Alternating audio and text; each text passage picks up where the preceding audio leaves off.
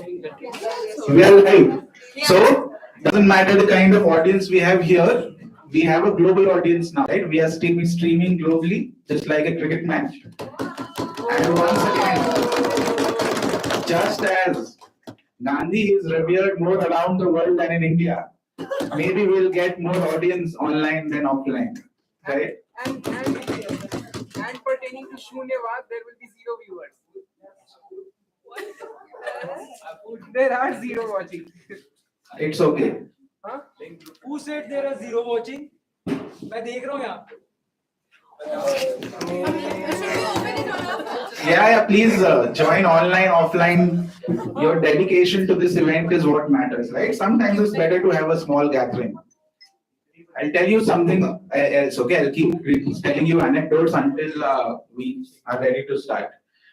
Once Atal Bihari Vajpayee addressed the rally, in which there were a total of 25 people in the audience.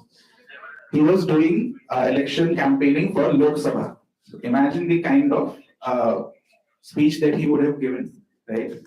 But he gave a speech which is actually in the movie that was recently made, Pankaj Tripathi playing Atal Bihari Vajpayee.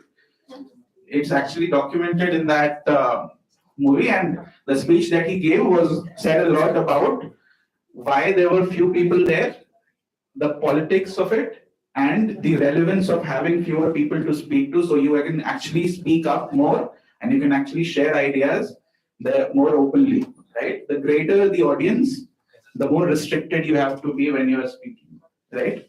These are all excuses I am giving because there are not enough people. But what? Yeah, you also want to speak. Sir, I would like to just make it an interactive session. So, two things. पहले तो सबको अपने status पे ये वाला live streaming डाल दो, right? दूसरा, I'm gonna ask a simple question, and I would like, as a law student, you guys answer. Cool. Question is, why and who is known officially as the father of the nation? There is no one. There is no one not who a is single. officially the मतलब father. हमारे constitution में कोई father of nation का post ही नहीं है. उसको कब का हटा दिया गया था? The Constitution of India mentions the word father of the nation. Find out where it's mentioned. But sir, the title has been removed. The Constitution of India mentions the word father of the nation. I know because you have told me. Also, the father of the constitution, ये जो बात हो रही है, I would like to draw your attention on Article 17, abolition of titles. Article 18, abolition of titles. I'm so sorry. Article 18, abolition of titles. As you have mentioned कि father of the nation कोई नहीं है, तो father of the constitution को कैसे mention किया गया है? क्योंकि that specific article itself talks about कि कोई भी academic title या कोई भी military title के अलावा कोई अलग से title नहीं दिया जाएगा. So you have 5 minutes to answer, and anyone who answers will get a personal treat on Nescafe. How about that? Correct answer. You have 5 minutes, Google, whatever you want. One more time. 5 minutes. Father of the Constitution title कहाँ किसको दिया गया है? That is the question. Okay. Yes. What's up? Are you bringing people in?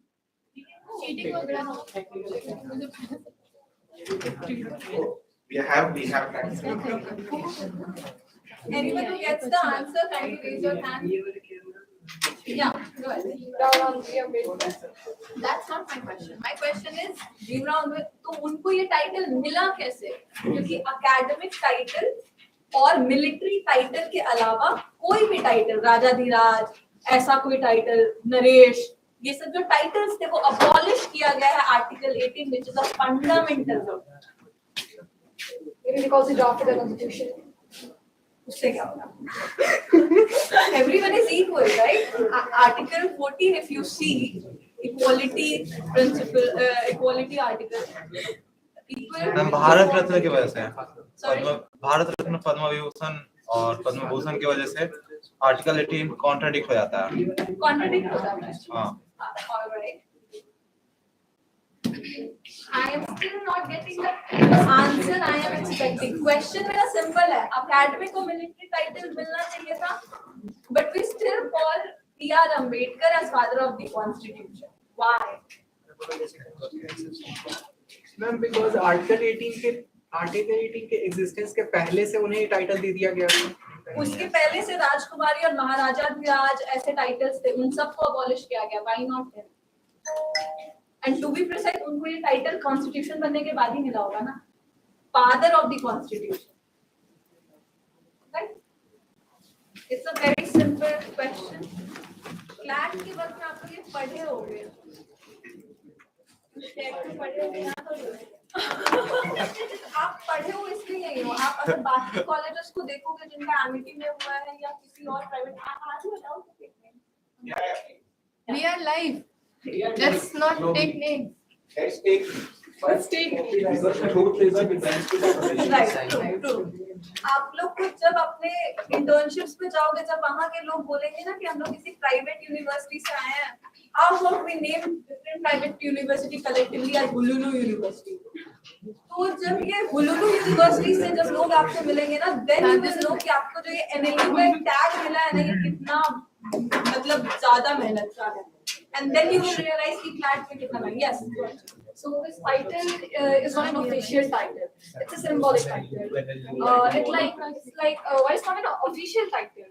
It like serves as a tribute to his significant contributions in shaping India's like democratic framework. Fair enough, but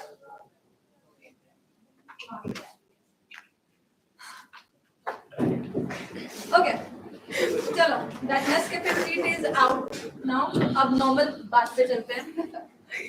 ये titles कौन देगा तो चलेगा या नहीं चलेगा? Who is authorized to give titles or not to give the titles? President. people of Government is there. Government. अब मेरे साथ है, मेरे कुछ दोस्त मेरे को ऐसे महारानी साहिबा बुलाते, महारानी साहिबा। दोस्त लोगों को छोड़ के मुझे घर पे मम्मी बोलती महारानी साहिबा उठ गई। That is a personal call. मेरा खुद का टाइटल चेंज नहीं हुआ है। A personal call जो कि गवर्नमेंट हमको नहीं दिया है। गवर्नमेंट हमको महारानी साहिबा नहीं बुलाते, मेरे दोस्त लोग बुलाते हैं, मेरी फैमिली बुलाती है।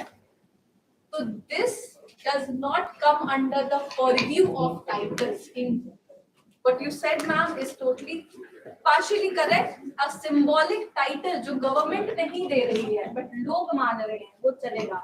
Same goes for राष्ट्रपिता, father of the nation.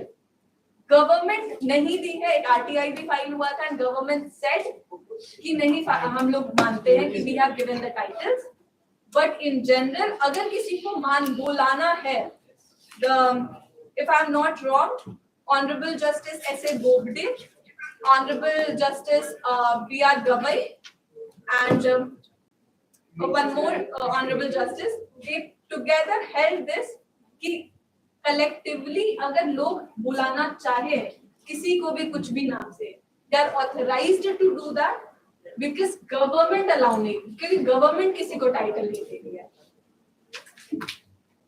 Yeah, we are set up. Thank you, Aditi. We'll start. Okay. Okay. Please take your seat. And Prerna, Apoorv, and Nancy are the three readers. Do you have more readers? No. Are you the three readers? Yes. Please come and sit here. Okay.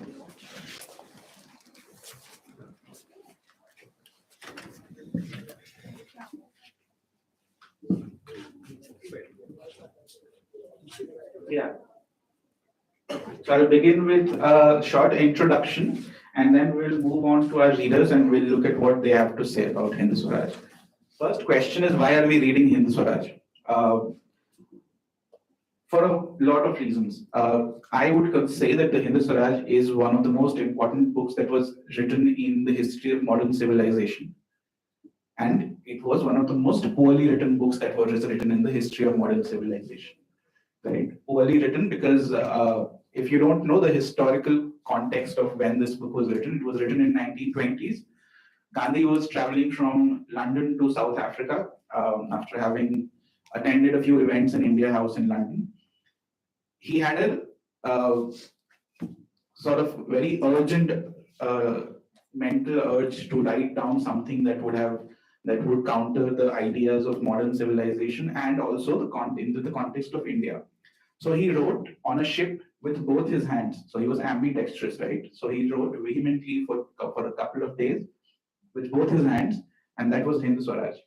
He wrote it originally in Gujarati, which is why the book is in the form of a reader and editor samvad, right? So he later defended the format of the book by saying that because it was originally written in Gujarati, that format lent itself well to Gujarati. Maybe it did not do so well in English, but he did not change the format even when he translated it to English.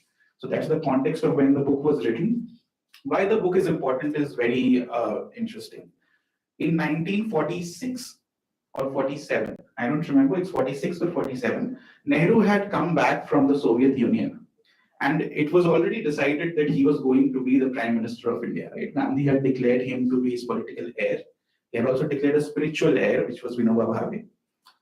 And Nehru, after having come back from the Soviet Union, was completely aghast by what he saw in the Soviet Union.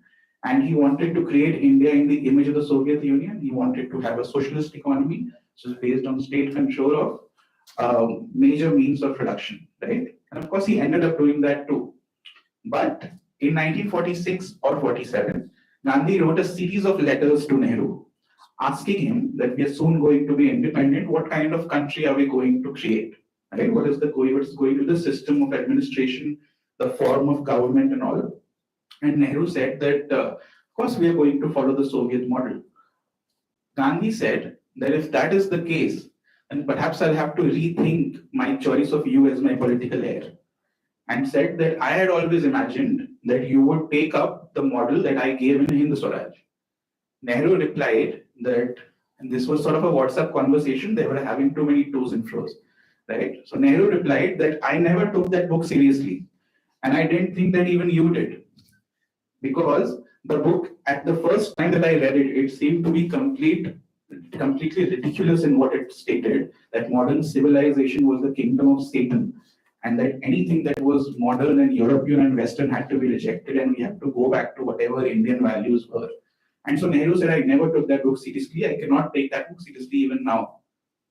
And so Gandhi then said, then we should certainly make your and my disagreement very public, so that the people of this country know that you and I don't align on our models of Indian government or the Indian state.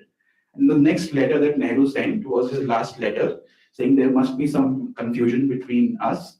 Of course, I could never go against your will, and I am a servant of your will, and blah, blah, blah. Nehru did not want to lose Gandhi's confidence before he became the Prime Minister of India. And so he said, in a half-hearted manner, that I will try to assimilate whatever principles of Hind Swaraj I can assimilate into the modern Indian state. And of course, he ended up putting all of them in the DPSPs, which made it very easy for him to later ignore them. But at that point, Gandhi, because he was tired and B, not in the best of political situations, decided that he could not change his political heir, but was greatly dissatisfied with Nehru's replies on his views on what the Indian state should be. This is the political context of it. Now I want to come to, so 9 chapters of Hind Swaraj are dedicated to the criticism of modern civilization itself, right? And by modern civilization, I mean the post-industrial society that was created in Europe, right? So Gandhi does not posit Hind Swaraj as an alternative to modern civilization, right? You know what we usually do. So this is why I said this is a very odd book, because Gandhi doesn't say that, hey, listen me out, listen to me. This is what I am proposing. Maybe it's better than what you have already created, right?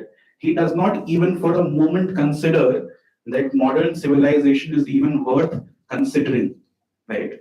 His book is not an argument. His book is what in India is called a sutra, right? So you know what a sutra is? you have the Dharma Sutra, the Kama Sutra.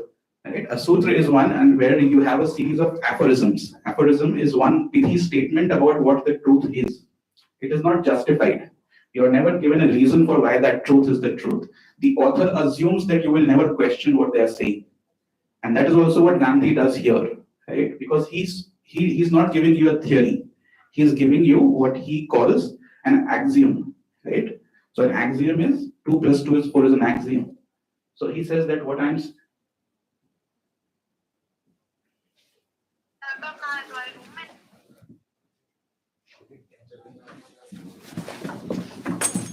Hello, sir. We apologize for the audience, for the lack of it. So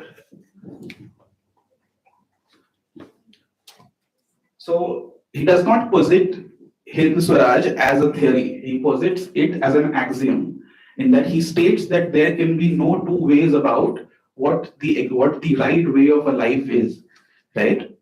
And therefore, what he's doing is not an apology for being traditional. He's saying there is no alternative to being traditional, because modern civilization is the kingdom of Satan, right? And then he goes on, and I'll tell you why his theory is very different, and it takes a sort of getting used to understand what he means. Because usually what we do is we create theories of subjects, right? So we may have a theory of state, which will be different from a theory of the self, which will be different from a theory of economics, and we'll have different theories for different subjects. And maybe there will be some alignment of values between those theories, but generally there will be different theories. But Gandhi does not have different theories for anything. If any of you had the free time to actually read my blog post, I said that if Gandhi were a theorist, he would have said that I have a theory of everything. And that theory of everything is that everything should be based on the idea that truth is God and not the other way. God is not truth. He reconceptualized his idea. Why he says that, and he gives an example in Hind Swaraj. He talks about the difference between means and ends, right? So generally, the kind of theorization that scholars do in the modern world is that they say that the end should be moral, and the means to that end can be whatever it takes to get to that end, right? So this is the usual praxis that has been practiced around the world. So even people who were dictators had some moral end in sight, which they used to justify their very horrific means. But Gandhi said that the means, the relationship between means and ends, is the relationship of a seed and a tree. So if the seed of something is immoral, violent, based on ignorance, then you will never achieve an end which will be moral or humanitarian, right? And it is because he does not believe in the distinction between means and ends that he does not actually believe that you need separate theories for different subjects. You can have a singular theory for all of life. And that theory is that if you follow what he considered to be soul force, then you will first emancipate yourself, and then by devoting yourself in service to the nation, to the world, you will create what he called the emancipation of the entire world. So it's Vinoba Bhave had a word for it. I can't remember it. So then he comes to modern civilization. And as I said, there are 9 chapters in the Hind Swaraj dedicated to criticizing modern civilization. And he says something very simple about modern civilization. I don't have the quote here. Do you have it? No. But he says that all of modern civilization has been an effort to deprioritize the spiritual and prioritize the material. And what that has done is that it has created a society where material wants can be increased as much as we want, but spiritual growth can never be achieved. And so his question to modern civilization is that after having the kind of bureaucratic governmental setup that we have, and after having the kind of machinery-based industrial society that we have, has the moral height of human beings increased even a single inch in the history of modernity, right? And he uses very interesting words to actually compare things. So, right? So he says that what the aphrodisiac is to the body technology is to society. And you think of what he's saying here, if you think of the society that we live in, if technology was actually being used for the purpose of emancipating human beings and raising their moral character, people who have access to all the encyclopedias and Wikipedias and all the books in the world, this society should have been the most well-read, most educated, and most ethical and moral society, right? But how is it that as our access to information increases, our A, stupidity increases, and B, our efforts into improving ourselves also takes a backseat, right? That is the second question that he asks. And finally, he comes to the institution. So the quote that I have put up on the screen is actually the chapter in the Hind Swaraj where Gandhi criticizes lawyers and the legal system. He also criticizes doctors and the medical system.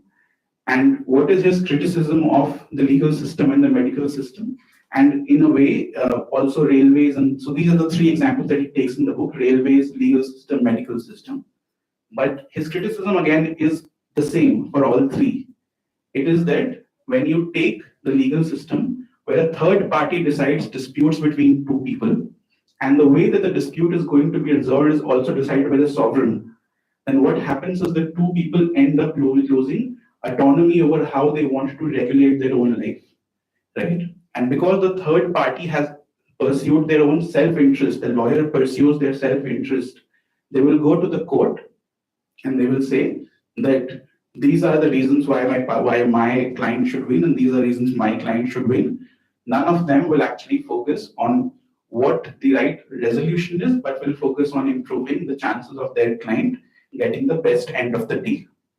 What that ends up doing is that it creates a society where the individual gives up power and autonomy of deciding how their life should be regulated to somebody else who is a technocratic governmental authority. Same is the case with hospitals. Why does he hate doctors and hospitals? Given does not think about the fact that he frequented doctors the most, right? But what he criticizes is not what he practices. He said that I practice what is called pragmatic idealism. So what I say is ideal, but I do a pragmatic overview of it and then do what I think is the best way to do it. So his criticism of doctors is the same. He says, and I'll give you a very simple example.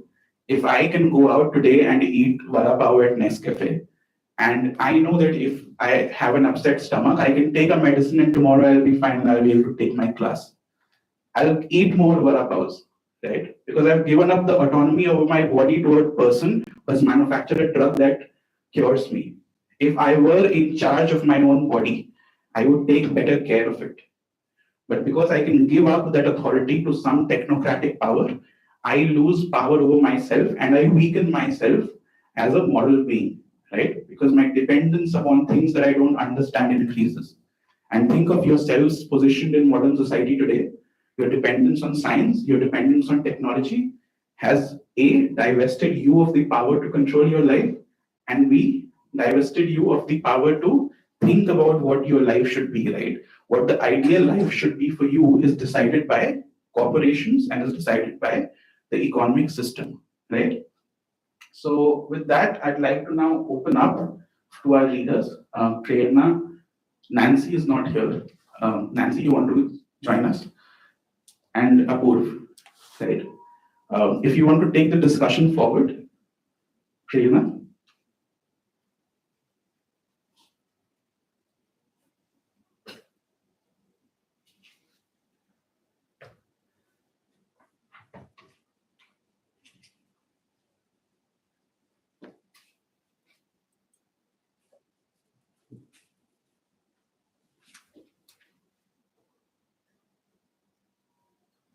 Before saying anything on this, I am thinking that why I couldn't gather enough of people or my friends here for the discussion.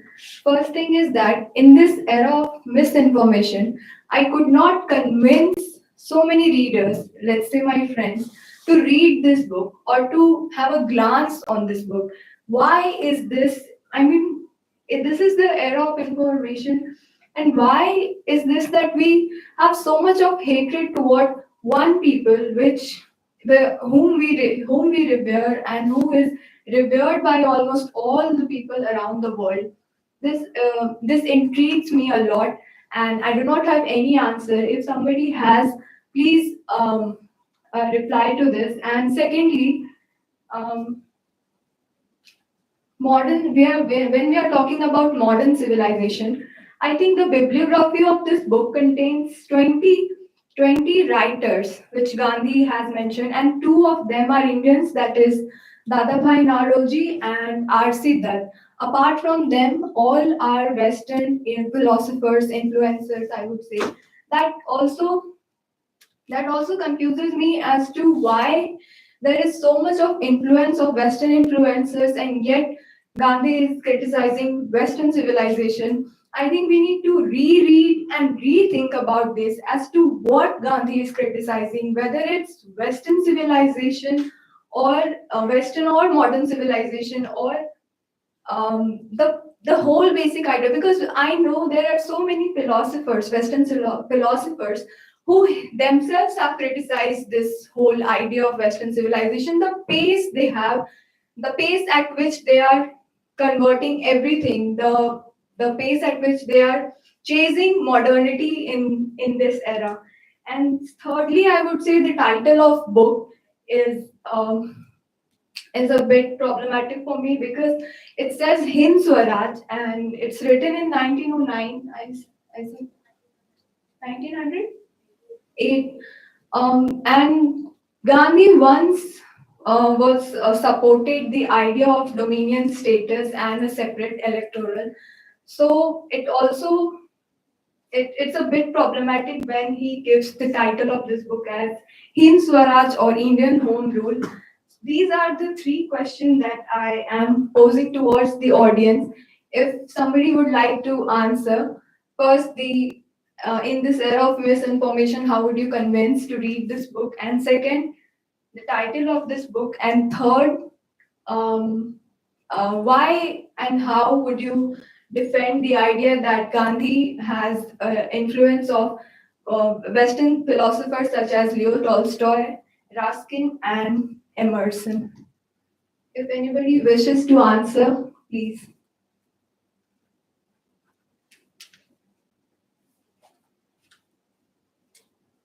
The question is, are we opposing modernity or westernization? Or are both the same? Gandhi himself changed his position from Hind Swaraj in subsequent decades. But who will agree with Gandhi's criticism of opposing railways because it will lead to spread of plague? This is what he writes in Hind Swaraj. Yes or no? And also alienation in terms of economy. Gandhi's entire focus in this book is that as if he is living in 16th century or 15th century. So you don't get frustrated. People are not interested in any new book either. So if they are not interested in what Churchill called half-naked fakir, I am not surprised. Just the other day we had Gandhi Jayanti, and we have people who had the courage to reenact killing of Mahatma. So in our society, there are many people who still feel that Gandhi was the real villain and Godse was the real hero. So that's okay. That is our opinion. But in a law school, if people don't feel interested in a book as important as Hind Swaraj, which is in a way part of our freedom struggle, many people don't believe Gandhi, what he is saying, that he conceived this thing and it was a real story about question answer, which somebody asked him in South Africa. Not many people believe it. He's trying to set a context for his book. But this book can tell you why Gandhi and Nehru differed on industrialization. Yeah, I was just in my introduction telling that in 1946, Gandhi exchanged a series of letters with Nehru. And Nehru had just come back from the Soviet Union. And his idea was to base Indian government and Indian economy also on the Soviet model. And Gandhi said that I had thought that since you were my political heir, you would take up the ideas in the Hind Swaraj when you set up the Indian state. And Nehru said, I never took that book seriously. And I didn't think that even you did. I thought you had forgotten about it after writing it in 1908. And Gandhi said that largely the ideas that I have expressed in the book, I remain firmly struck into them even today. And if you don't agree with those ideas, then we should make our disagreement public. At which point Nehru said, let's not do that. Because he wanted popular support in Gandhi's backing when he became prime minister. To explain more, so I made a very tall claim at the beginning. And thank you, Prerna, for those words. I'm sorry. I made a very tall claim at the beginning that it is one of the most important books of modern civilization. Why did I say that? Because the idea that I did not focus upon when I introduced the book is the idea that I want to bring out now. Since Prerna said that she wants to discuss the political angle of the book, I want to discuss the philosophical angle of the book. So I'll open both ends for you to think about. I'll give you a few instances from Gandhi's life to explain what his idea of non-alienation is. One of his, so the first backward classes commission was created by under the chairmanship of Baba Kalekar, the Baba Kalekar committee. So Baba Kalekar at one point was in Gandhi's ashram, and he was doing, I don't know what datun is called in English. You pluck a neem thing, right? And he was doing that, and he picked out a branch which had more leaves than the other one, right? And so Gandhi said, why didn't you pick the other one? It had less leaves. You would have caused less damage to the world. And he said, doesn't matter, it's leaves. He just told about the leaves, and he said that if you can do violence here, there is no reason why you wouldn't do violence on a larger scale when you start to administer things. An even more ridiculous example is that when he was trying to stop the riots in Bengal, one of his grandnieces, Manu Gandhi, was with him, and he changed residences very frequently. And so he had a very strict hygiene habit, right? So he would do lots of things to maintain his hygiene. One of those things was he had a stone and he rubbed his feet with the stone to clean his feet, dead cells and all. When he moved from one home to another, his granddaughter had forgotten the stone in the previous residence. In the midst of a riot-stricken Bengal, he said, go and bring back that stone. And the other said, it's a stone, pick another one from the ground. And he said, no, I want that same stone back, because I will only use that stone unless that one becomes useless, right? And I was telling these people that you all got printouts of Hind Swaraj to read. And when Gandhi used to get letters from people, he would write the reply between the lines with a pencil, because he didn't want to use more paper to reply to the letters, right? If it was in black ink, he would reply in blue ink. If it was in blue ink, he would reply with black ink. And often people got frustrated because the replies were so important, and they even did this sheet of paper with things written in the margins, right? So what that tells you is that his idea was not simply a political idea, which is why if it was a political idea, maybe the book would not have been so important. But it is an epistemic idea. It is an idea about how we think of knowledge and how we think of ourselves in relation to the world. The fundamental way that we think of ourselves in relation to the world is that we divide the world into compartments, right? We think that we need to follow a certain moral ethical code when we are conducting ourselves in the public realm, a different code when we are conducting ourselves in the private realm, and so on and so on. But for him, the idea was very simple, which is why I said he had a theory of everything. The idea was non-alienation from anything that exists in the world, which means that I am not different from anything else that exists in the world, and therefore I am responsible for everything that happens in the world. Which is why the tree and the leaves and the stone and all that immature stuff that you might consider to be absolutely ridiculous was as important to him as getting Swaraj, right? He did not have a priority list. He did not set an order of precedence as to what was more important than the other thing, because all of it was equally important if he was following what he considered to be satyagraha, right? Satyagraha was not a political idea; it was an idea of human philosophy, right? So think about the idea of non-alienation in context of all of life and not just in the realm of politics, right? How do you invoke truth in everything that you do in life? And that truth may be any whatever you think it is. He did not know what truth meant. That's why his autobiography is called Experiments with Truth, because he never found out what the truth was. And yet his life was lived in pursuit of what he considered to be the one truth of life, right? And so he says in Hind Swaraj that when I say Hind Swaraj and I say self-rule for Indians, the first prerequisite of having self-rule, and this is what you were talking about, but the book is called Hind Swaraj, right? So the first prerequisite of getting Hind Swaraj is Swaraj over the self. So he said that unless we have self-rule over our own bodies, we will not have self-rule over the nation. And that is where the moral angle of the human moral height that I talked about comes along. Is that if humans cannot liberate themselves from their own alienation with the world, then there is no way that we can have self-rule where we will progress as a civilization. And he was not interested in political freedom, right? Political freedom to him meant nothing if it did not accompany spiritual freedom. So it's not that you can compartmentalize his ideas into political and philosophical and personal. You have to look at it as a coherent theory of an alternate epistemology, which is now lost to the world. Okay. Vishwam, Yeah. while you are right that Gandhi did say that I have not changed my views, Yeah. Swaraj, but he wrote an interesting article in Harijan Mm-hmm. in 1933. Mm-hmm. And there he says, I would like to say to the diligent reader of my writings and to others who are interested in them that I am not at all concerned with appearing to be consistent. Yeah.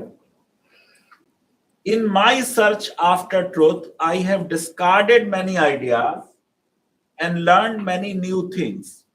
Old as I am in age, I have no feeling that I have ceased to grow inwardly or that my growth will stop at the dissolution of the flesh. Yes. So he says that he has evolved. Yeah. And he has changed his minds.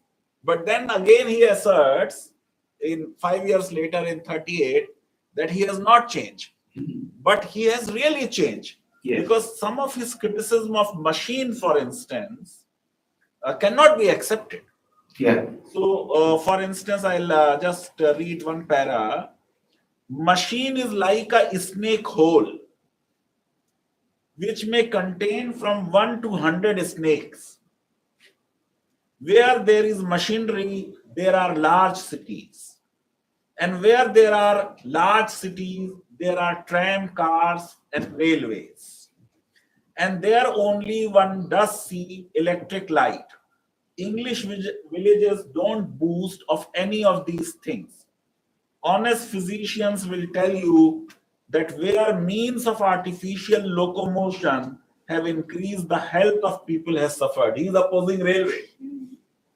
I remember that when in a European town there was a scarcity of money, the receipts of tramway company of the lawyers and the doctors went down and people were less unhealthy.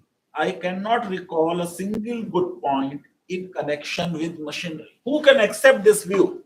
This is absolutely against science and technology, but you have to grant, this to Gandhi, writing in 908. British imperialism is still very powerful. Priyanka was asking this question, talking of Swaraj, Hind Swaraj, and not independence, because at that time it was not conceived. Even those who founded Indian National Congress, in their first meeting on 28 December 1885, they clapped 28 times in the name of Queen Victoria. Their only limited purpose was to see that the age to appear in Indian civil services is increased and the exam is held In India. in India. These were the two demands. Yeah. Then 1905, Tilak just gave a slogan that Swaraj is my birthright. But the meaning of Swaraj at that time was the dominion. Dominion status. And what you got in 1947 was also a kind of a Dominion dominion status till you get a constitution. Yeah. And there are countries who have done better than us Mhm. with the dominion status. Yeah. New Zealand, Australia, Australia. Canada. They are doing better than us. Mhm. Get my point? So dominion status is not something very bad, but that was the only kind of freedom which was available at that point of time. Now Yes. coming to railways, British had not set up railways for us. Gandhi is referring to that reality, that the whole idea is that goods from one place to another place should go so that the raw material for Manchester and Lancashire textile mills can go from here. So railway was in a way exploitative because it facilitated quick transfer of goods at a time which were part of our exploitation, that our entire textile industry was destroyed, our weavers lost jobs. Can you believe what to talk of Gandhi? In Sangam age, the Roman emperor had banned Indian muslin. Why Indian muslin was banned? Because it was so fine that as women were wearing it, it was bringing the city morals. This was the reason given. Because all their body parts were becoming visible. Sangam age. Even Jesus Christ is not yet born. At that time, we have perfected that technology.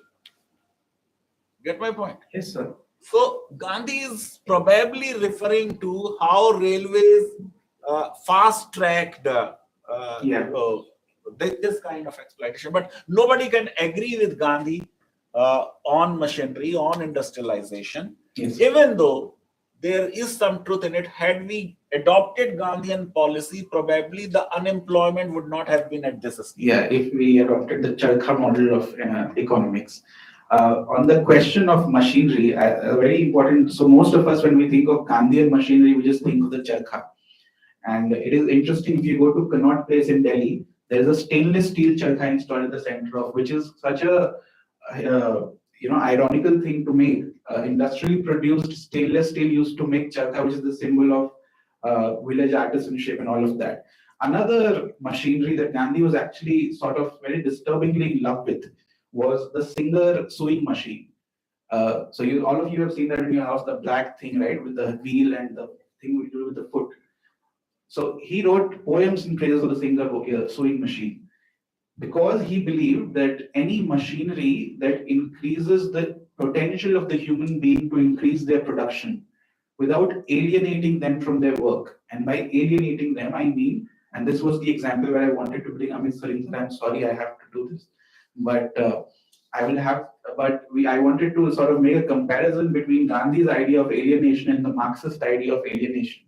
And I was telling Apoorv before we began that the problem with the how alienation works is that suppose you're working in a factory in Maruti Suzuki where you do only one job your entire life, right? You do one hammer shot on a piece of steel. You don't know how the car is manufactured. You don't know what its components are and all of that. What ends up happening is that you get alienated from your work, which I think is the same idea as Marx, right? Is that you don't know what you're producing and therefore that sense of purpose in your life disappears, and then that ends up alienating you from yourself because you cannot think of a self-identity that you can associate with the work that you're doing. So if you can say something on that before we move on. Well, there are 4 types of it. From your product, of course, because you cannot buy it, and from the processes of it, and then basically from your fellow workers, and lastly, it's from humanity. Yes. So these are kinds of alienation which Marx is talking, but I think we need to make a distinction here. When we are thinking of capitalism, one thing is fundamental about it. Say, for instance, if I am having a machine and if I'm using it and basically producing a commodity and selling it in the market, right? This is not capitalism.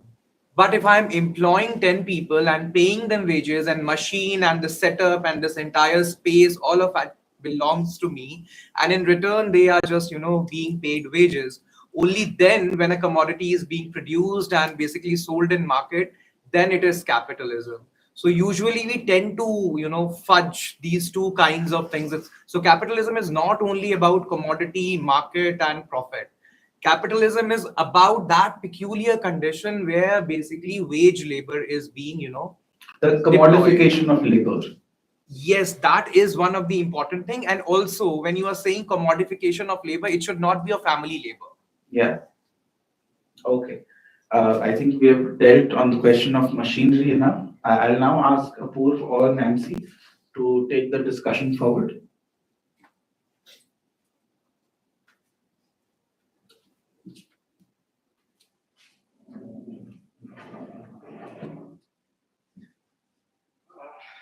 So I would like to start the discussion with saying that hypocrisy is everywhere visible. We are criticizing modernity with all the modern objects. YouTube to stream this. Basically, Charkha, as Vishwan discussed, if we say that it was not a machine and he criticized machines in here nearby Gandhi Maidan, if you would go to Bapu Sabhagar, there are a lot of different types of charkhas you will see, very complex mechanisms of charkhas, like the Satyagraha model, the different models are displayed there. So all those are very complex machines. If you have seen that one wheel, there are multiple wheels in that, and you can just like use that to make more cloths at the same time. So that was also a machine which again, so criticizing the modernity aspect, as sir said, Amit sir, the same today's class which was discussed again. I just will go through that. That detachment from the final product, as we just saw a video, I wish I could show that. Charlie Chaplin, there is a comedy sketch around in which he's just fixing two bolts. And he just knows how to fix two bolts, and he's going everywhere around, running and finding where he can fix those bolts, just a cog in the wheel concept. So we would say that they're focused on a very niche part. These big chains in the markets, food chains. The person serving, the taking the billing, what he's learning, basically just the way to type the name and just one what he'll gain in 5 years, just some wages that are like 10,000, 11,000 per month, nothing else. So the modernity concept is not explaining how you would be, you just focus on one aspect that and you will get wages, and that the wages are also not enough. If you would consider going to a shopping mall or market, you will just go buy there something and try to if you have ever tried to ask what he's earning, you would just say maybe 5,000, 6,000. They're just working on that wage, and the just look at your bill at that time. It is or at most equal to what you have spent, and that is their whole month's salary. So it kind of feels shameful to just ask that. But anyways, and assuming that we are also discussing Gandhi, not just his book Hind Swaraj, there is an anecdote around his childhood that I have read. In childhood, of course, I've read a book in Hindi that discussed around that he had a friend named Harijan boy, which he used to play with, and one day that boy came with a laddu in his hand, and he asked, he just came near Gandhi, and Gandhiji said, "मुझे भी खाना लड्डू, मुझे भी दो Laddu." Harijan boy just said कि नहीं, आप नहीं खा सकते, आप ऊंची जाति के हैं, मैं नीची जाति का हूं, अगर मैं आपको खिलाऊंगा तो मेरे लिए बहुत ये पाप होगा, ठीक है. So just Gandhi ji said, no, मैं तो लड्डू खाऊंगा, and he just took that laddu, broke it in half and gave it to him and ate himself also. So he was said that he opposed caste at that time. He went to home he went home and talked about it, very chatty about that. I just ate a laddu from that boy, and his mother became very furious. तुमने हरिजन लड़के से कैसे लड्डू लेकर खा लिया? अब तुम्हें नहाना पड़ेगा.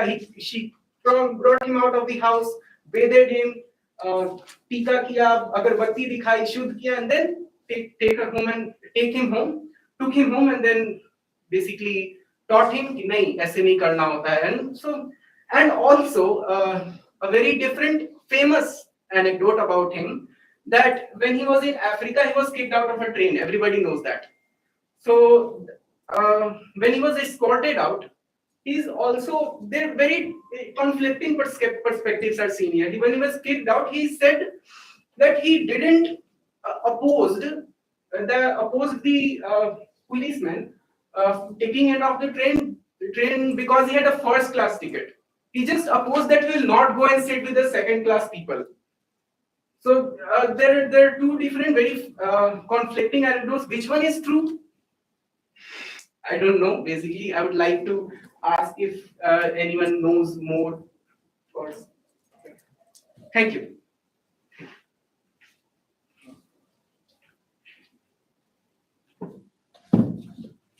Don't. Yeah, go ahead. Yes, sir, please.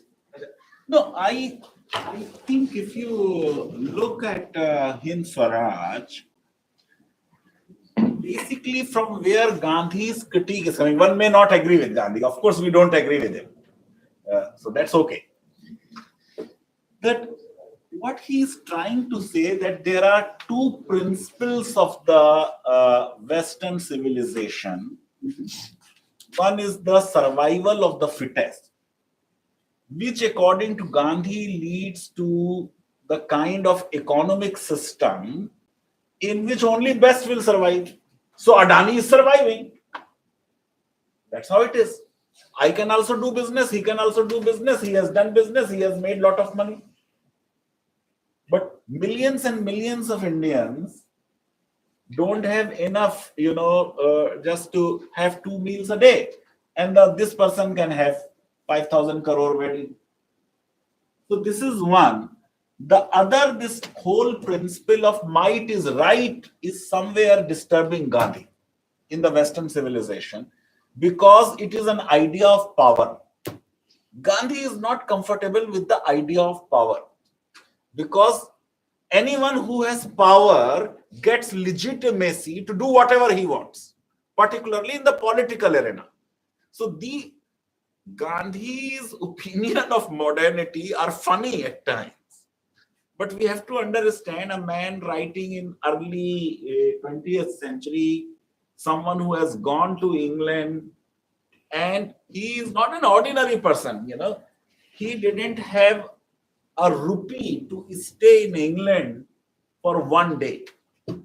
So his bar exam ends today, and he is registered as a lawyer next day.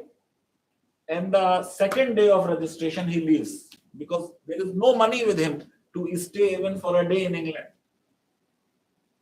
So from where he is coming, his critique of lawyers and doctors, he himself is a lawyer, reasonably good lawyer, not as good as Motilal Nehru, and not as worst as Jawaharlal Nehru.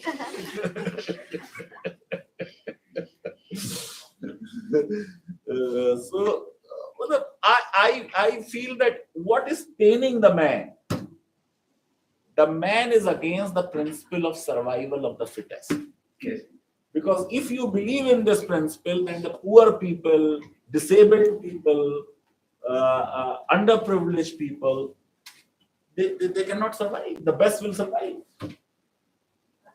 Adding to this, sir, yes, this makes a lot of sense, because at times becomes very difficult to connect various ideas which one himself is continuously changing over a period of time.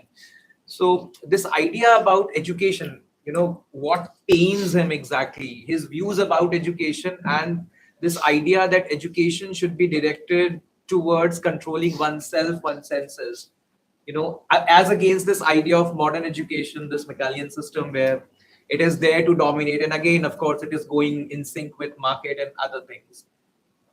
Our system is also deeply flawed. I mean, it serves the best students. I mean, schools, even right from your schools, and even here, the ranking business, the NLU thing, this is deeply problematic. It is all latest. And then on top of it, we have this horrible system of exams where we judge them with marks and promote them with various things. Don't be so happy, study for exams. And then try to correct it at the level of PhD submission. That is why we are having not been done in the school, in the college, in LLB, in LLM. You get an idiot vice chancellor who tries to do it at the time of award of PhD. on that point, on the question of exam, I think it's a progressive step we have taken. We are not taking an open book exam for the first time in, I think, in CNLU. So we openly discuss the open exam thing. No, I wrote in the teachers group that from the coming end semester exam, we should have at least one open book exam. And then he volunteered because everybody cannot set paper for an open book exam. So I said, it's good. Let us start with the batch whom I have admitted in the first year. I am responsible for them. So let's have a legal method open book exam. Yeah. Finally, I would like. But you have to decide what will you permit in open book. Sir, class notes are not permitted. Sir, I wanted to actually permit the use of the internet also. That will be a disaster. Sir, but do you not get any stuff from internet, from the... No, Vishwam. Yeah. Go slow. He said he'll only ask... I have given even the take-home exams also. Yeah. But when you are experimenting for the first time. No, sir. I meant it on a lighter note. I just want to say. No, I personally don't mind.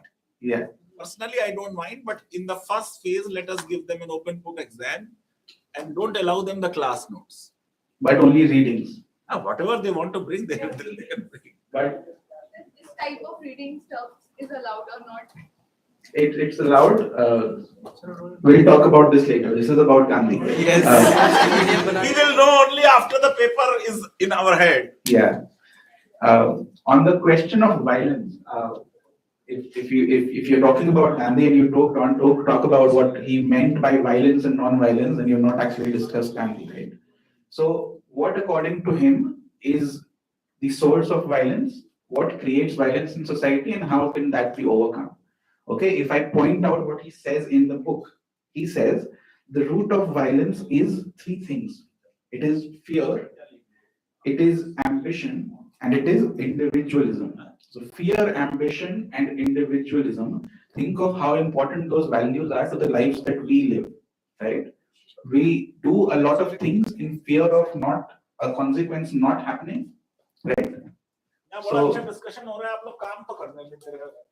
thank you, sir. Thank you for. I'm not willing to go, but I have to go. Thank you, sir, for Thank joining you, us. Thanks.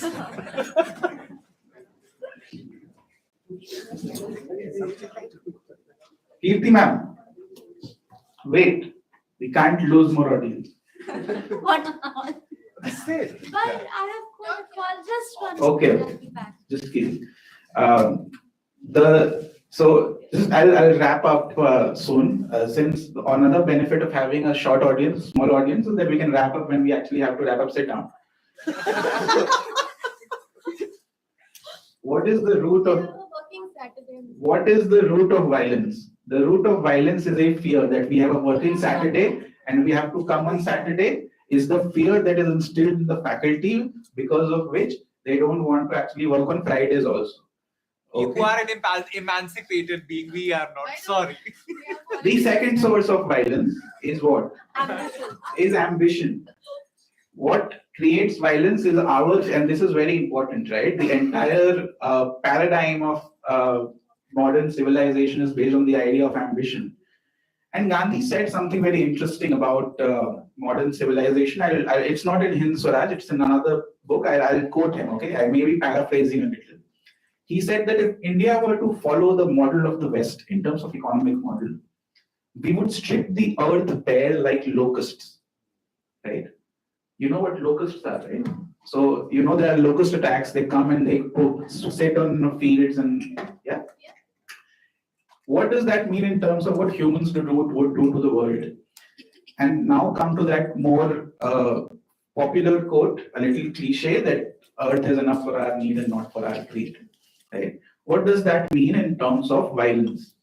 If we go by the idea that we pursue individual liberty and we pursue ambition, then the world is our oyster and we can take whatever from it we want, right? And that is the reason why violence will always spread, because as you get more, you will then require even more, right? And therefore, violence always spreads, and that therefore capitalism, Amit sir, is so beautiful, because the worse capitalism gets, the better it gets, right?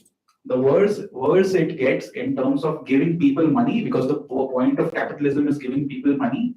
The more ambition people have to then have more money. So it ends up fueling capitalism even more. Right? That is not happening, isn't it? It's not. I'm talking about the K-shaped recovery and all of that, right? And finally, it's individualism, right? So remember that you all study in law schools, and the model of law that you follow is an adversarial system of law. So anytime you want to claim something, what do? You claim it as a right against an adversary in a court of law. Yes, photos बाद में. Wait, बैठ जा. So anytime you want to claim something in an adversarial system of law, what do? You go to the court and you file and you say that I have a right against this person, right? The idea of having rights means that somebody owes you a duty, right? And the first right that people claimed when the modern legal system was created was the right over property.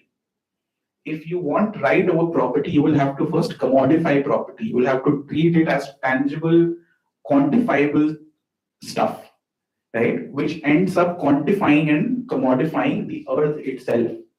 And so I will end with a criticism that Gandhi makes of the idea of rights itself, right? And maybe some of you have already heard this in my class, but for those of you who haven't, it is one of the most profound things I have ever read from Gandhi. And so I'd like to share it with you.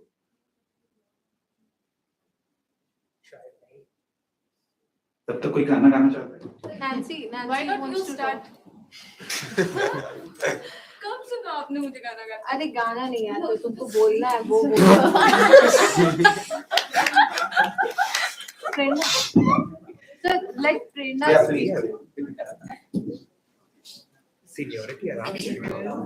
To what sir has said about violence, the extended form of violence, according to Gandhi, is he mentioned about his visiting a prostitute. In his autobiography, he mentioned about this thing that he visited a prostitute. Had he been not mentioned about this incident in his life, we would not have known about this thing. And see, this is a form of non-violence that he practiced in his life, that he did not maintain any secrecy between what is happening, because he is a public figure and he did not maintain that secrecy, and he revealed everything in his autobiography. That is why I appreciate when you practice a thing as called non-violence. On that point, last point before I read out the quote and end this, okay? Don't send SOS messages to me. I didn't say.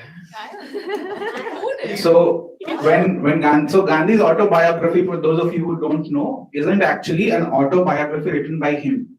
It is such was the elitism. His autobiography is written by his secretary.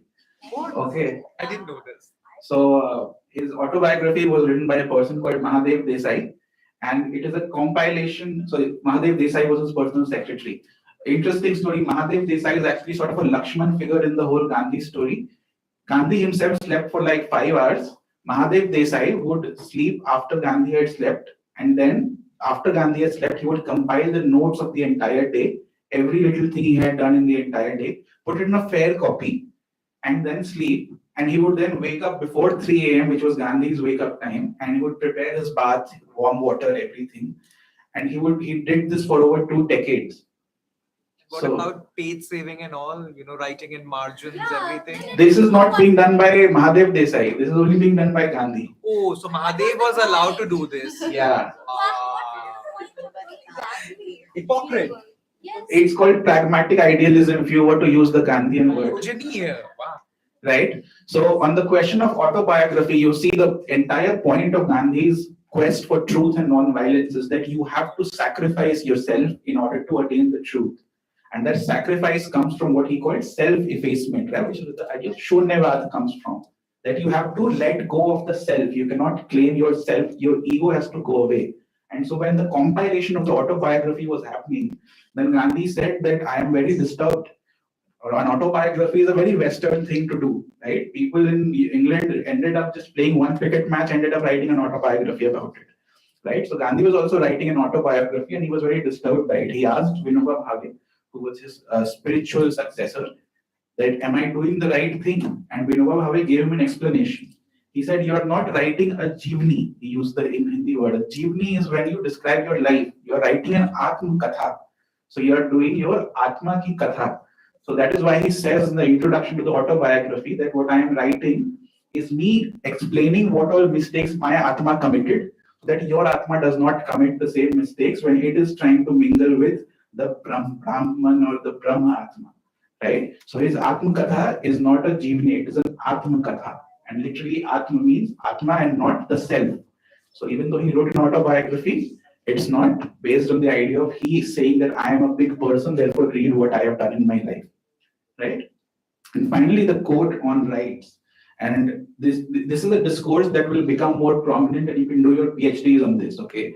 Against the rights-based discourse of law. Because rights-based discourse is extremely problematic. You can look at it from a Gandhian angle, you can look at it from an eco-legality angle, wherever you look at it from, rights always demand tangible commodities that you can claim in the world, right?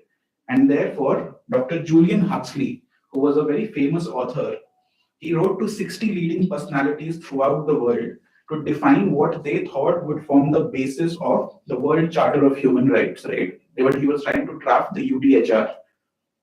Gandhi insisted instead of supporting him, admonished him, right? And he wrote in reply to the demand for a UDHR recommendation that I learned from my illiterate but wise mother that all rights to be deserved and preserved come from duty well done. The very right to live, remember our right to life, Article 21, the very right to live accrues to us only when we do the duty of citizenship to the world. Every other right can be shown to be an usurpation hardly worth fighting for. Further, in a cable sent to H.G. Wells, the writer of War of Worlds and all of that, he wrote, you will permit me to say that you are on the wrong track. I feel sure that I can draw up a better charter of rights than you have drawn up. I am a better lawyer. But what good will it be? Who will become its guardian? If you mean propaganda or popular education, you have begun at the wrong end. I suggest to you the right way. Begin with a charter of universal charter of duties of man. And I promise that rights will follow just as spring follows winter. I write from experience. As a young man, I began life by seeking to assert my rights, and I soon discovered that I had none, not even over my wife. So I began by discovering and performing my duty to my wife, my children, my friends, companions, society, and the world. And I find today that I have greater rights in the world than any living man on earth. If this is too tall a claim, then I say that I do not know anyone who possesses greater rights than me. Right? And this is the idea that he later developed into the concept of trusteeship. Very recently, the Fortune 500 companies in the world got together in a conference and said, we will now act as the trustees of the world's resources. Right? And it is not simply restricted to that idea of doing your duty to the world. If you have thought of, have you all heard of the idea of carbon credits? So if you make certain polluting acts, then you end up paying a chunk of money that ends up compensating for your carbon footprint by doing some plantation of whatever in Africa or something, right? This is also the same idea that you to do your duty to the world to claim a right. So if you want to take a flight from Delhi to Jaipur, then plant 6 trees in Uganda, right? That's the that's the quid pro quo you are doing. But the problem here is that Gandhi would not have liked this because you are doing the same thing. You are doing what you are doing is you are outsourcing your duty by using money to some other corporation. So this is still corporatization 101. This is even bad capitalism because now capitalism is now trespassing over environmental rights, is now trespassing over climate justice and saying we will commercialize even this. So if you keep on commercializing everything, right? If today you are having raids in Sadhguru's ashram, spirituality is commercialized. That is not the kind of spirituality Gandhi was proposing, right? And so finally, you have a question? Yes, what is it? Basically, the debate started. I'm speaking why in the age of modernity, in this age, with the age of misinformation, why I started hating Gandhi. So my answer to this question would be that why we started hating Gandhi because what you did, Mr. Sir. Because what you did. You cited a case example of Noah Khali, where you said something pragmatic about Gandhi. Yeah. But where we read after as I have read that letter, what he was saying, I want to make the woman fearless. He did that because he wanted her granddaughter to make fearless. You have told how pragmatic he was, but he was at that point in his life, was he even sane? I just wanted to ask that he was not even sane what he was asking from his granddaughter. Mm-hmm. So on the question of Gandhi's sexual experiments, that is the question, right? Sir, no, sir, I was not talking about sexual experiment, about the Noah Khali. About the Noah Khali. In Noah Khali, he was not doing the sexual experiments. I'm not talking about the sexual experiment, but he told to his granddaughter. The bringing back the rock is the bringing back the rock in a dense, the Noah Khali forest. This was in Kolkata, not in Noah Khali. Happened. That it was not even. He told for. It makes no sense. It seems insane to send out your granddaughter to fetch a rock in the midst of a violent-stricken city, right? Riot-stricken city. That's the problem. We say that Gandhi was a great one. But we hide certain facts. No, we don't hide the facts. He tells you all the facts. Sometimes people had to hide his facts, right? That's what I said, that people Gandhi was an open book. He said everything what he want to say. Yeah. But why people only takes the side which people like of him? So if I were to not defend him, but sort of tell you the answer to that question as to why he does all these weird acts and why we should actually tolerate those acts, is because what you are judging to be weird and abnormal is from a certain epistemic standpoint. If you do not take that epistemic standpoint, and remember that what you follow as the general strands of morality and ethics is what is generally accepted convention of morality and ethics, right? When somebody says that I do not accept the general epistemic roots of morality and ethics and they're trying to develop an alternate one, they will end up making mistakes, right? So, of course, sometimes he went overboard. But the problem with him was that he never thought of balancing things. He was not a good balancer, right? So if he pursued one idea and he was very stubborn about pursuing it, he did not look at the consequences of what it was doing in real life. The real world consequences of pursuing an idealistic goal were not visible to him, right? Which is why one of the greatest criticisms that happens of Gandhi is that he said that the people in the concentration camps in Auschwitz should commit suicide, so that they are at least given the dignity of death and not sent to the gas chambers, right? This was him thinking, using his theory of singularity of life, love, truth, whatever, what the right way to do things was. He was not actually doing a second go over and doing a practical consideration of what he was saying. Okay. And the practical consideration he couldn't do, because if he did it, he wouldn't be Gandhi, right? Because it was very impractical. I think I give you the other end of that stick, right? There was a protest that happened, very lesser known than the Dandi March, which also happened during the civil disobedience movement. It was called the Dhara Sena Salt Works protest. So led by Sarojini Naidu. Gandhi was not there and he was in jail, so Sarojini Naidu led the protest. It was a protest where all the protesters, they were working in the salt factory, they got in line, okay, in order to get beaten.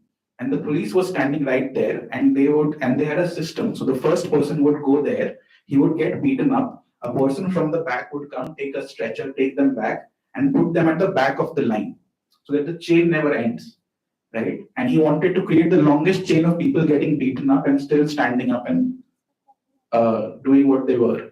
It is absolutely impractical to think that such a thing would work, but such a thing worked because somebody actually thought it would work, right? Similarly, I'll give you an even better example. Who do you think in the world will come up with the idea that let us ask voluntarily all people in the country to give up their land to poor people, right? Let us do ask everyone कि अपनी जमीन दे दो, आप अपनी जमीन दे दो, दे देंगी क्या मैम अपनी जमीन आप? नहीं देंगी ना? बटैया पे देगी. But Gandhi's spiritual successor Vinoba Bhave did a movement called the Bhudan movement. It is unheard of anywhere in the world, and it will never be done anywhere in the world, where a person who was a saint went up villages, village by village to all of India, asked people to donate land, and they donated lakhs and lakhs of hectares of land. Right? All of this can work because this is all make believe, right? Yeah? Some person somewhere in the world thought that doing impractical things is practically possible. This is pragmatic idealism at 101, right? So if that thing can work and you think that that thing is worth praising, then you will also have to somehow adjust with the other more problematic. It's not that you don't criticize.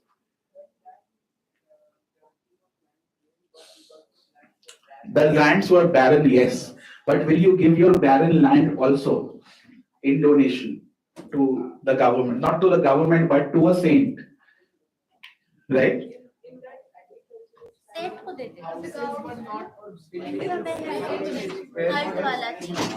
You can debate on the efficacy of the Bhudan movement, but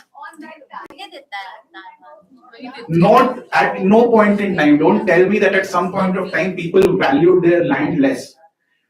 Ever since land has come to be commodified, people have always valued their land as much as their own children.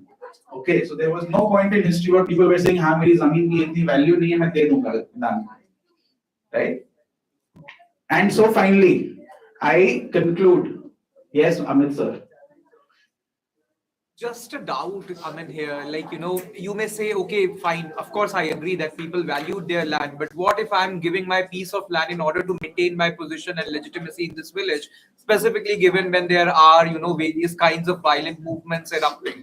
So in order to save my position, in order to live in that village, I am giving barren land. This is so perhaps big thing. Second, this right and duty thing, which we were talking about. Usually we see that, that when we think of duty, it is the privileged section of society which, delegates, so to say, as far as their duty is concerned. This carbon credit thing is all about Bevkoof Banao Abhiyan, nothing else. Yeah. And the second thing is, and it is often the poor who tend to be more dutiful, like Gandhi learning from his mother. Yeah. Right? The underprivileged section of society. Called Harijan. Harijan was supposed to be, not committing pap and by giving him a laddu. Yeah. So this duty journey needs to be taken with a huge sack of salt. That's what I'm trying to say. And as far as that, land and other things are concerned, you may sacrifice things for sheer interest, like, saving your position so that you are not killed. That's what in the modern day CSR looks like.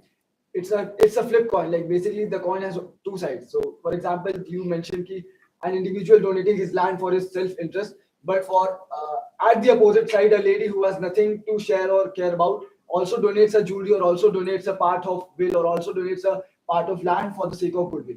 That's what a coin looks like. It always has its two sides. So when an individual who is dominating and is at a status in the society, he may for his self-dwell interest donate a separate part, donate a part or ancestral or any kind of property.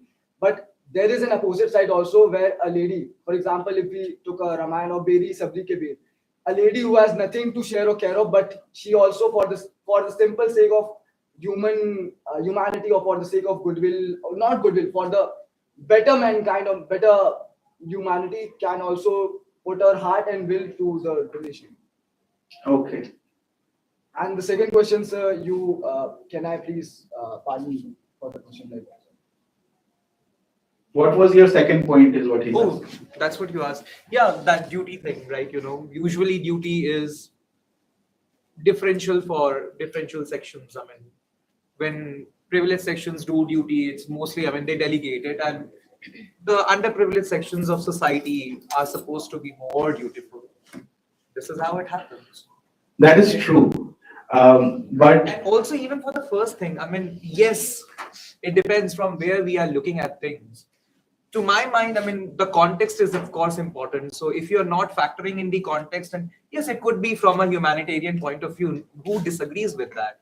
But then again, you have to see the case. Without seeing the details, you just cannot simply say. So when I was talking about, I had this land thing in mind. So merely abstraction is not enough. That's what I think the one problem that we encounter when we are trying to discuss Gandhian ideas is that we keep shifting between utopia and reality, right? So most of Gandhi's ideas work within his utopian system. So if you actually had the concentric circle model of the state, right, then the idea of duty would be great, right? But if you have the kind of Westminster system of governance, then of course you can't say that Narendra Modi comes on stage and says the Indians have a duty to the state. That is very problematic, right? But just a second, if we had the concentric circle model, then a rights-based approach would have been the problematic version and not a duty-based approach, right? Yes. So mainly today's conversation started with the simple fact you stated he initially wanted a relation where modernity correlates or grow side by side with the spiritual growth or the individual growth towards the betterment, like spiritual, what the connotation you made. Modernity relating with the spiritual growth. Like he initially wanted that. Yeah. But what certainly happened is due to the three aspects which the whole humankind is revolving around: money, lust, and power. I'll give you a very simple illustration. Okay. So if a lot of you have read Ron Fuller, right?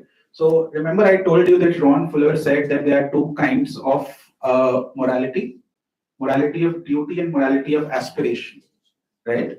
So morality of duty is where you do the minimum standard by my.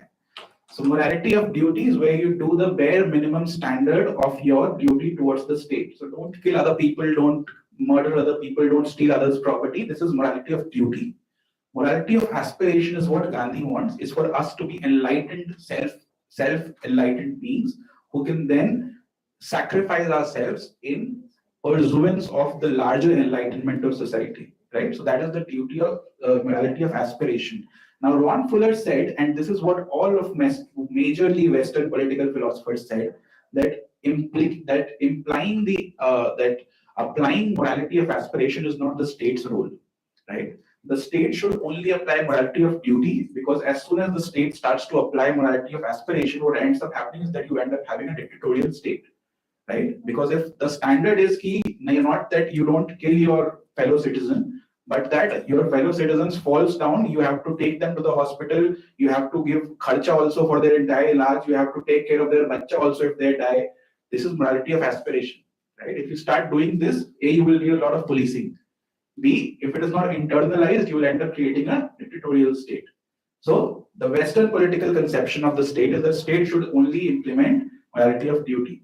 But Gandhi would have said that it's not a binary the kind that the Western philosophers try to create. The state will pursue self-interest. We will have laissez-faire in the economic sphere, and then internally we will have a moral science class where we will teach kids, oh, you should do this, you should do this. These are the good moral values of life, because they are contradictory, right? When you create a laissez-faire society, you end up encouraging, even in personal life, people to only pursue morality of duty, the bare minimum. In order to make people pursue morality of aspiration, the entire state apparatus must come together and say that we will not force it upon you, but we will create the background underlying conditions where you can actually foster morality of aspiration, right? That is what Gandhi would have wanted. And that is what can never happen. Because the inherent assumption that Gandhi said, that my inherent problem with Western thought is that it assumes that all human beings are individualistic, rational, self-interest pursuing people, right? And if that presumption is the presumption of not just economic theory, but also political theory, then you will never create a state that goes against that ideology, right? So that is the fundamental crux of the Gandhian system of thought, that the morality of aspiration through self-enlightened individuals will end up creating an enlightened state. The question that he posits before us remains unanswered. And if any of you have an answer to the question, is if all the machinery and bureaucracy and everything and every state apparatus that exists, if it doesn't lead to the increase in the moral height of the single individual, then what is the end that the state is pursuing? Is it material wealth? We can't have it because we don't have enough material resources. Is it the dignity of the individual? It is being compromised every day by the capitalist society. What is the ultimate end of that state apparatus? If it is nothing, if that state is not going to yield anything, then what is the practical benefit of pursuing, saying the practical way to do it is this? What is practical in it, right? The ultimate end should be practical, right? If the ultimate end is that nothing is going to come of it, but only that we are just going to continue and continue doing this, where we continue to, discredit the individual's choice to, enlighten themselves and to spiritually pursue their true ends, and force them into a state corporation based idea of what the right way of life is, then that end does not exist. And if the practical end does not exist, then the practical means are useless, right? So that is what Gandhi's criticism is, that you keep saying practical, practical, practical, but then what is the practical end, right? Yeah. Also, before coming, we sent a lecture of some professor from Yeah, his name is Vinay Lal. Yeah. So I was just going to it, what the first 10 minutes started. So he says in the starting that I would progress the Gandhian thought, but at the end of the lecture, you will know why you should not be a Gandhian. Mhm. Yeah. I would like to know what I can expect from that. So I'm thinking. So don't think of watch it, and then tell us what the answer is. Just tell me what I can learn and why He's bluffing. He's giving you a carrot to actually make you want it. It's called, what is that thing where you give a thumbnail? Clickbaiting, right? He's clickbaiting you. At the end of the lecture, he will actually tell you that Gandhi was the best.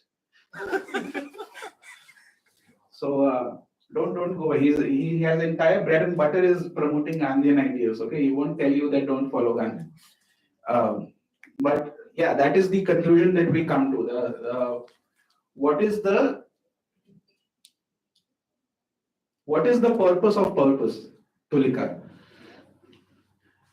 Is the question that Gandhi would have asked, right? You say that we follow this in this model because the purpose of this model is to attain this, right? What we follow a means to the end, and that end is a means to another end, and that end is a means to another end. What is the ultimate end towards which human society is progressing? Does any of these people, who is the father of neoliberalism? Hayek, right? Frederick von Hayek. Does he have an answer? So he wrote a book called the Constitution of Liberty, right? But do we get liberty if we follow the state apparatus-based idea of economics and social policies? Question remains open. And if you do not have an answer, is what is the end that all of these bad means? Because the means are bad, everybody agrees. But people say, let us tolerate those bad means because the end is good. What is the good end is the question that Gandhi would posit. I don't think there's an answer, because the only answer that you will be able to come up here and say is that the good of the individual is that the individual will become materially comfortable is one, right? So extreme poverty khatam karna hai, right? World Bank has been saying this for about 50 years now, that the capitalist project is ending extreme poverty. Extreme poverty keeps on increasing. Only the pattern of capturing what extreme poverty is keeps changing, so we think that it is reducing.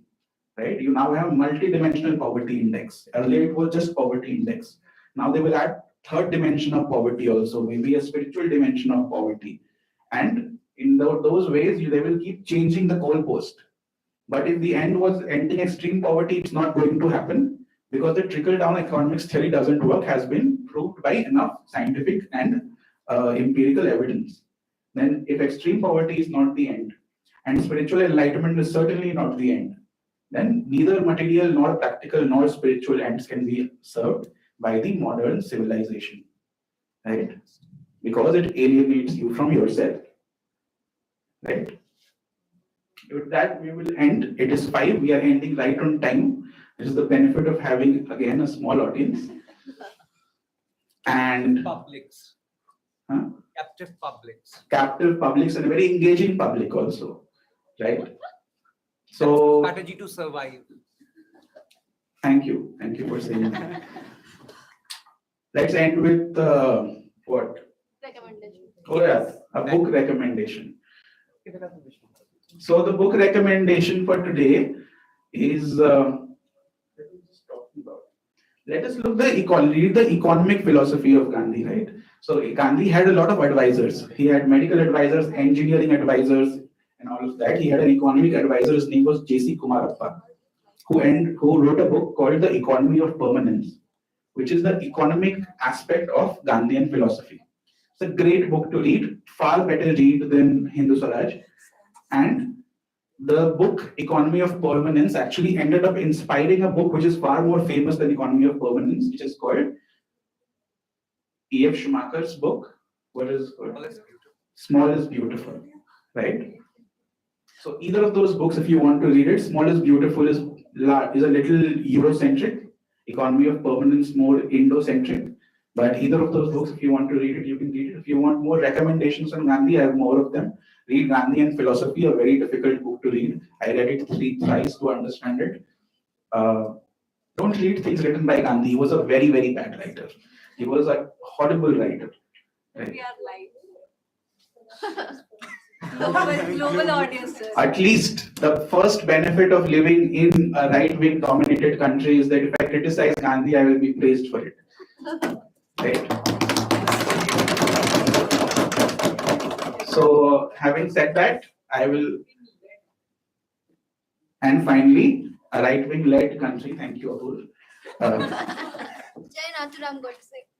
No.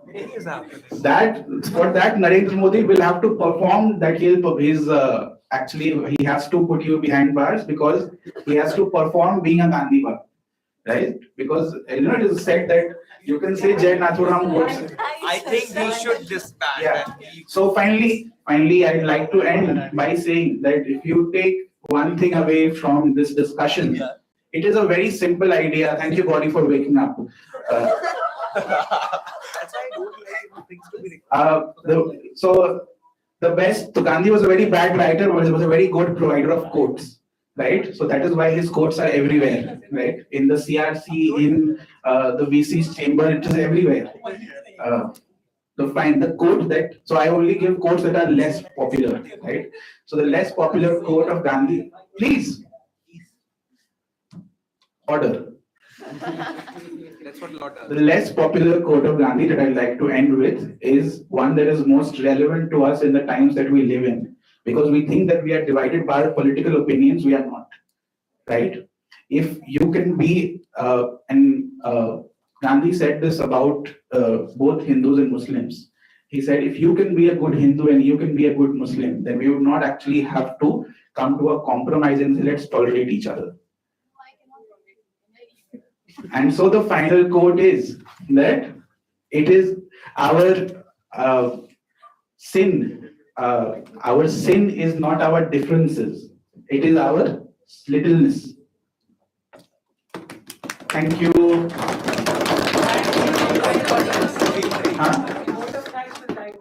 To the people not watching on YouTube, the 0 viewers on YouTube, thank you so much. It has been a pleasure hosting you. Thank you for watching. And I also think I have unfortunately locked this with my nails. and I don't have the key to it. Very good. We'll get you having such long names that you have blocked it. अरे उसके लिए ज्यादा मेहनत नहीं करनी थी, बस press कर देना तो उसमें नाम कुछ भी नहीं है.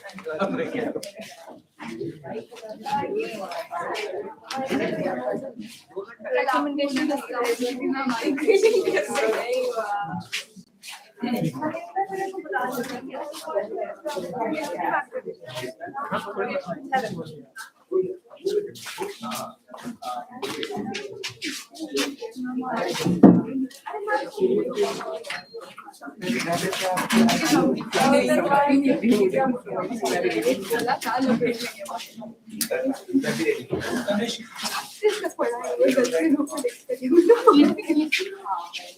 I think